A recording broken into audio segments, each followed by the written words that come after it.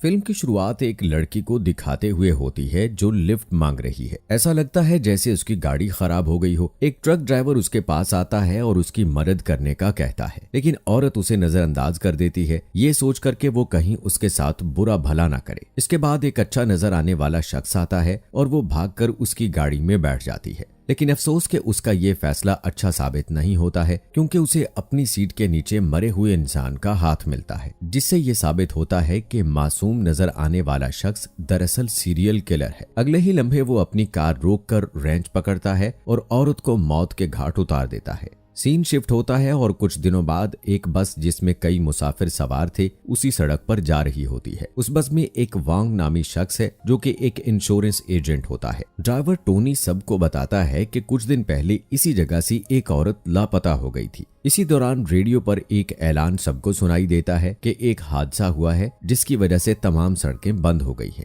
मुसाफिरों में से एक शख्स जिसका नाम ली है कहता है कि उसने अपने काम पर वक्त पर पहुंचना है, जिस पर ड्राइवर टोनी कहता है कि वो एक दूसरा रास्ता जानता है और सब बस वालों से पूछने के बाद किसी को भी उस पर एतराज नहीं होता और यूं बर्बादी का सफर शुरू हो जाता है। रास्ते में वो एक अंधेरी सुरंग में दाखिल होते हैं जिसके बारे में टोनी कहता है कि वो इस टनल को पहली बार देख रहा है। इसके बावजूद वो गाड़ी चलाता रहता है, लेकिन अचानक से एक आदमी बस के सामने आ जाता है और बस को रोकता है। हर कोई घबरा जाता है कि वो अंधेरी सुरंग के बीच में क्या कर रहा है, लेकिन वो शख्स मुसाफिर निकलता है और वो भी बस में चढ़ जाता है। ली जो अखबार पढ़ रहा होता है उसे पता चलता है कि ये आदमी एक क्रिमिनल है। वो चुपकर छुरी निकालता है। बस में दो खवातीन होती हैं, एक का नाम सारा जो कि एक मॉडल है और दूसरी जेंग जो कि प्रेग्नेंट होती है। बच्चों में दो बहन भाई, एक का नाम पार्क और दूसरा फैंग होते हैं। टोनी देखता है कि 20 मिनट से बस चल रही है और अभी तक सुरंग क्रॉस नहीं हुई, इसलिए टोनी को शक होने लगता है कि कुछ तो गड़बड़ है। वो जानता है कि मुल्क की सबसे लंबी सुरंग सिर्फ 11 किलोमीटर लंबी है, जिसे क्रॉस करने में तकरीबन 10 मिनट लगते हैं। इसलिए सब वापस जाने का फैसला करते हैं जिस रास्ते से वो आए थे।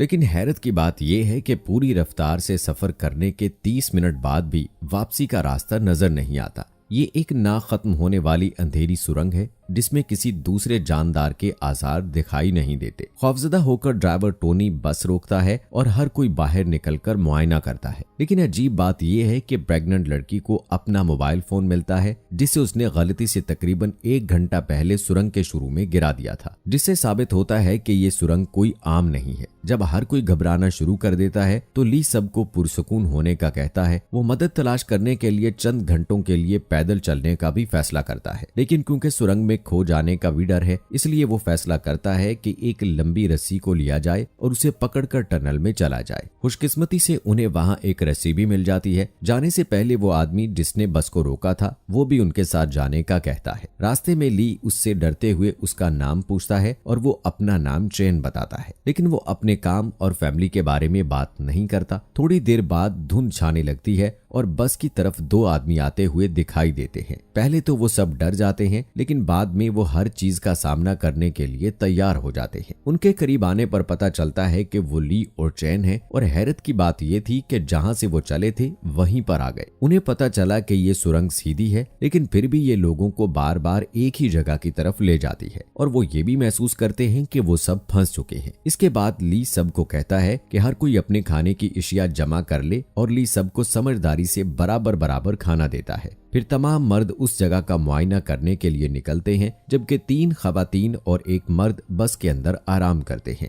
जब जिंग नींद से उठती है तो देखती है कि पूरी बस धूल से ढकी हुई है। हैरान होकर वो सबको जगाती है और जल्दी से बाहर निकल आती है। सब मर्द भी पहुंच जाते हैं और बस को इसी हालत में देखकर टोनी फौरन खाना चेक करने जाता है, लेकिन उसे पता चलता है कि सब कुछ बोसीदा हो चुका है। इससे साबित होता है कि सिर्फ ये सुरंग ही अजीब नहीं, बल्कि वक्त भी यहाँ मुख्तलिफ अंदाज में चलता है। बाहर की दुनिया का 1 घंटा और यहाँ 1 हफ्ते के बराबर है। जब वो वापस बस में आते हैं तो सुरंग का नक्शा उनको दिखाई देता है। ऐसा लगता है जैसे किसी ने उस नक्शे को बस में जानबूझकर रखा है। ली को लगता है कि कोई उनके साथ गेम खेल रहा है। उसके बाद वो नक्शा एक मेज पर रखता है और उस जगह का तज्जिया करने लगता है, लेकिन उसी वक्त लाइट्स ऑफ हो जाती हैं और जब वो टॉर्च ऑन करते हैं तो उन्हें ली नजर नहीं आता, बल्कि उन्हें एक खून की लाइन नजर आती है जिसका वो पीछा करते हैं। तो उन्हें पता चलता है कि कि ली को किसी ने मार डाला है। इसके बाद चेन ग्रुप को लीड करता है और खून का पीछा करते हुए वो एक दीवार तक पहुंचते हैं जो उन्हें कमजोर दिखाई देती है। उसे तोड़ने पर वो एक अजीब कमरे में आते हैं जिसमें बहुत सी तस्वीर और कटे हुए इंसानी हाथ मिलते हैं। और सबसे अजीब बात ये कि उन्हें वहां एक और नक्शा मिलता है और उससे पता चलता है कि ये 6 अलग अलग सुरंगें हैं जो एक दूसरे से मिली हुई हैं। दोस्तों, हमारे चैनल को सब्सक्राइब करने के लिए आप लोगों का दिल से शुक्रिया। चेन कहता है कि यहाँ से निकलने के लिए हमें ये तमाम 6 सुरंगों को क्रॉस करना होगा। वो ये भी कहता है कि इस खुफिया कमरे में एक और दरवाजा होगा जो दूसरी सुरंग की तरफ ले जाएगा। सब उस कमरे की तलाशी करना शुरू कर देते हैं। उन्हें एक अजीब कैलेंडर मिलता है जिसमें तमाम तारीखें 15 जुलाई की दिखाई देती हैं। चेन को लगता है कि ये एक क्लू हो सकता है और जब वो कैलेंडर को दीवार से फाड़ता है तो लकड़ी का एक खुफिया दरवाजा खुलता है। सबके अंदर जाने के बाद कमरे में मौजूद टीवी एक औरत को दिखाना शुरू करता है जो एक गार में फंसी हुई थी। इसके बाद सब लोग दूसरी सुरंग में दाखिल हो जाते हैं जिसमें अजीब बात यह है कि उनकी बस भी उसी जगह पर खड़ी है। वो हैरान होते हैं कि क्या वो उसी टनल पर पहुंच गए हैं, लेकिन चेक करने पर उन्हें पता चलता है कि सुरंग वही है लेकिन एक मुख्तलिफ टाइम जोन में है और तारों से लिपटी हुई है। खाने की तलाश में वो सब बस के अंदर चले जाते हैं। वहां उन्हें नूडल्स का एक कार्टन मिलता है। ड्राइवर टोनी को सीट पर एक बंदूक मिलती है और वो लालच में आ जाता है। टोनी सबको धमकी देता है कि खाने की तमाम अशिया मेरे हवाले कर दे। अपनी जान के डर से वो सब खाना उसे दे देते हैं। अब क्योंकि वक्त तेजी से आगे बढ़ रहा है इसलिए उन सबको बहुत जल्द भूख लग जाती है और वो आहिस्ता आहिस्ता कमजोरी महसूस करने लगते हैं। थोड़ी देर बाद सारा भूख बर्दाश्त नहीं कर पाती इसलिए वो टोनी के पास जाती है और नूडल्स के एक पैकेट के बदले वो अपना जिस्म बेचने को तैयार हो जाती है और टोनी फौरन राजी हो जाता है। जब वो दोनों बिजी होते हैं तो वांग छुपकर बस के अंदर जाता है और एक पैकेट को उठा लेता है। उसी वक्त टोनी उसको पकड़ लेता है और उसे मारना शुरू कर देता है, लेकिन इससे पहले कि वो उसको मारता कोई उसे पीछे से वार करके मार देता है। जल्द ही सब जमा हो जाते हैं और ये सब देखकर हैरान रह जाते हैं। वांग को बहुत भूख लगी होती है इसलिए वो खाने के पैकेट की तलाश में बस के नीचे झुकता है तो उसे वहां एक मेन होल नजर आता है। सब मिलकर बस को धकेलते हैं और उन्हें एक मेन होल नजर आता है। सब उसमें दाखिल हो जाते हैं। वो एक और अजीब से दिखने वाले कमरे में पहुंच जाते हैं जिसमें कुछ अजीबो गरीब तस्वीरें और इंसानी आज़ा भी दिखाई देते हैं। टीवी पर दिखाया जाता है कि पहले की औरत को अब गार के अंदर पानी में डुबोया जा रहा है। सब उसको नजरअंदाज करते हैं और बाहर निकलने के रास्ते की तलाश करते हैं। दोबारा वहां वही कैलेंडर नजर आता है। उसे हटाने पर एक और खुफिया दरवाजा खुलता है।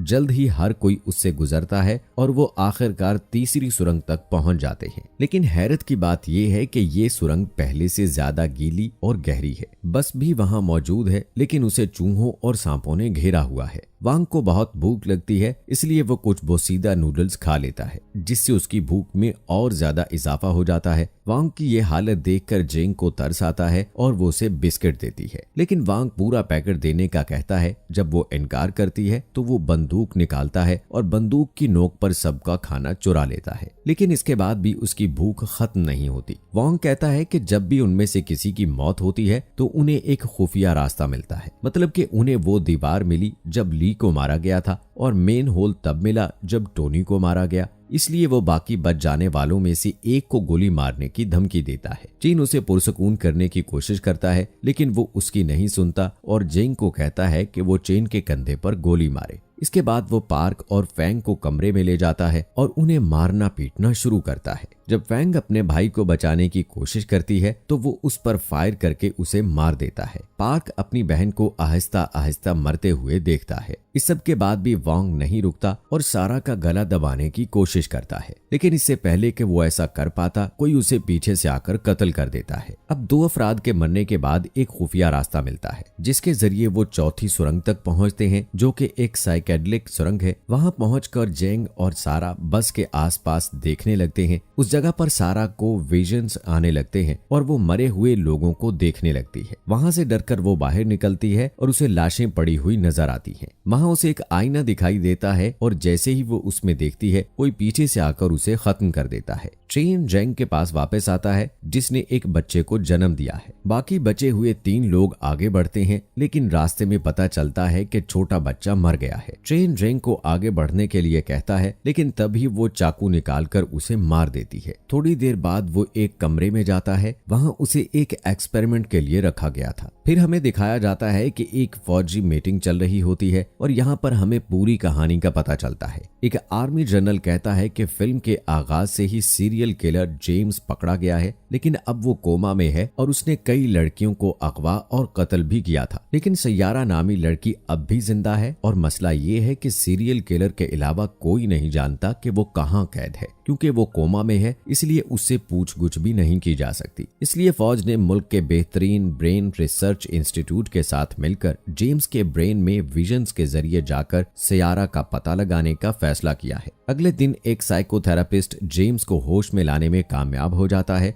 और वो साइकोथेरापिस्ट कोई और नहीं बल्कि ट्रेन होता है। यहाँ हमें ये भी पता चलता है कि वो सैयारा ट्रेन की बीवी है। इससे पहले हमने जो भी देखा वो जेम्स के विजन में हो रहा था। अगले दिन के एक्सपेरिमेंट में दीवार पर लगे कैलेंडर से उन्हें क्लू मिलता है। उन्हें पता चलता है कि ट्रेन की बेबी एक दरिया के करीब कैद है। लेकिन मसला ये है कि मूसलाधार बारिश की वजह से सूरत हाल तशवीशनाक होती जा रही है और अगले 30 घंटों में दरिया के दोनों किनारों पर मौजूद तमाम गारें पानी से भर जाएंगी, जिससे सैयारा की जिंदगी खतरे में है। आर्मी जनरल चीन के पास आता है और चीन उससे पूछता है कि हर कैलेंडर पर 15 जुलाई क्यों लिखा होता है, जिस पर चीफ बताता है कि इसी दिन सीरियल किलर के माँ बाप मर गए थे और इसी दिन उसके बाप को पता चला था कि उसकी माँ का एक ड्राइवर के साथ नाजायज ताल्लुक है और दोनों के दरमियान झगड़ा हुआ, जिस पर उसकी माँ ने उसके बाप को छुरा घोंप दिया। जब ट्रेन जेम्स के दिमाग में दाखिल हुआ तो उसका मिशन टनल से बाहर निकलता था ताकि जेम्स कोमे से जाग सके। इसलिए उसने ये नहीं सोचा था कि इतनी शख्सियात होंगी।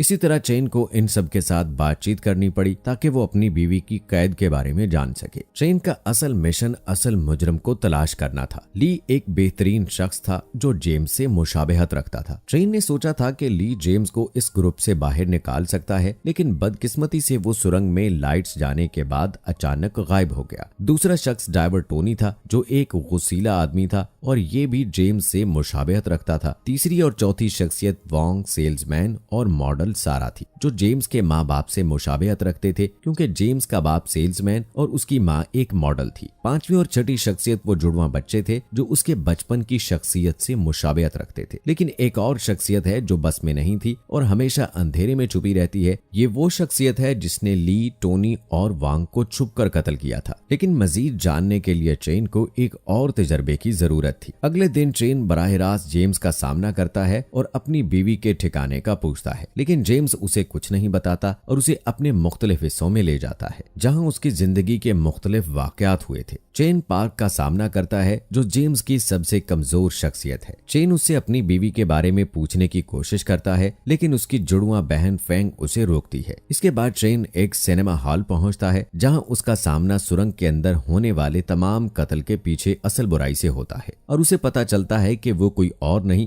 बल्कि खुद चेन है। और हमें यह भी पता चलता है कि जेम्स इतना बुरा है कि जो उसे देखता है वो भी सीरियल किलर की तरह सोचने लगता है। बुरा चैन नहीं चाहता कि सैयारा को बचाया जाए, इसलिए उसने सुरंग के अंदर मौजूद सब लोगों को एक एक करके मार डाला और साथ ही छोटे बच्चे को भी। अचानक पार्क स्टेज पर आता है और चेन की बीवी सैयारा को मारने की कोशिश करता है, लेकिन आखिरी लम्हे में वो पीछे हट जाता है। मौका देखते हुए चेन पार्क के पास जाता है और उसे जगाकर अपनी बीवी के ठिकाने के बारे में पूछता है। पार्क उसको बता देता है और वो वहां से चला जाता है। इसके बाद ब्रचैन और असली चैन एक दूसरे के आमने सामने आते हैं और एक दूसरे के साथ लड़ना शुरू कर देते हैं, लेकिन ब्रचैन इस पर हावी हो जाता है और ये जाहिर करता है कि उसे कोई नहीं हरा सकता। इसके बाद हम देखते हैं कि बहुत ज्यादा बारिश होने लगती है और सैयारा गर्दन तक पानी में धंस जाती है और डूब कर मरने के करीब होती है। असली चैन जेम्स से अपनी दुनिया में वापस जाने की इल्तिजा करता है, लेकिन वो उसकी बात नहीं सुनता। इसके बाद असली चैन एक मंसूबा बनाता है और उसे एहसास होता है कि वो अगर एक नाकाबिले तसव्वुर काम करता है तो बुरा चैन भी मर जाएगा और उसके साथ ही जेम्स के अंदर की तमाम बुराइयां दूर हो जाएंगी। और जैसे ही वो ऐसा करता है तो बुरा चैन खत्म हो जाता है और अस्पताल में जेम्स जाग जाता है और एक बदला हुआ आदमी नजर आता है। वो सबको सैयारा के मकाम के बारे में बताता है। इस तरह सैयारा को वक्त पर बचा लिया जाता है, लेकिन फिल्म के आखिर में हम चेन को ना खत्म होने वाले टनल में घूमता हुआ देखते हैं और हमें पता चलता है कि वो कभी वापस नहीं आ सकता। मूवी की एक्सप्लेनेशन पसंद आई है तो हमारे चैनल को सब्सक्राइब करें।